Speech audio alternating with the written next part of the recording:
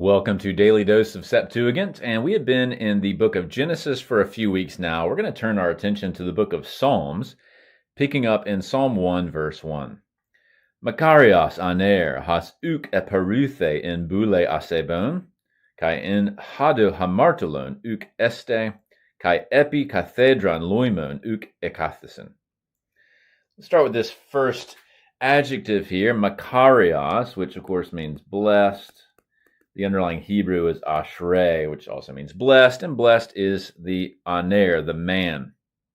Now we're going to find out next why this man is blessed.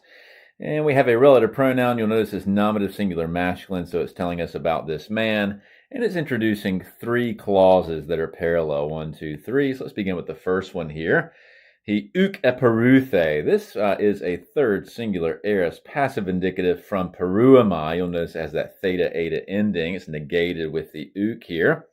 And as you may recall, peruamai, when it pivots to the aorist, tends to take that theta ending. It's not actually passive in meaning. It simply just means who does not go or walk, but morphologically it looks passive. That's normal.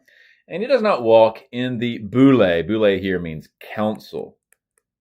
Now, it's the counsel of whom? It's the counsel of asebon. Notice the plural genitive ending there. And that's from asebes, which basically means ungodly or impious. The underlying Hebrew, though, is rashaim, which is more like wicked. And so you see, it's still word for word in terms of the translation, just a slightly different word there. We might have expected kakos or something like that, but they went with asebes here. So it does not walk in the counsel of the ungodly ones. And in the hadas, the path of hamartolon. Now this looks like hamartia. This is the noun form of that. Notice again, it's a genitive plural. This would be, and in the path of sinners, this person does not este, which is from istemi or histemi, which is a third singular aorist active indicative here. That's what it looks like in that form. So it does not stand in the path or way of sinners. And upon the cathedron, that means the seat, ex cathedra, and it's the seat of whom? The seat of loimon. Notice once again a genitive plural. Loimos basically means something like pestilence or pestilent ones. So it's in the seat of pestilent ones. This person does not kathizo. This again is a third singular aorist active indicative. Kathizo means to sit, but that's the verb form. So it does not sit in the seat of pestilent ones. So a nice way in which the psalm here begins with blessing that is defined by basically three things that a blessed person does not do. We'll see in subsequent verses what the positive side is. But let's just double click on the makarios word here.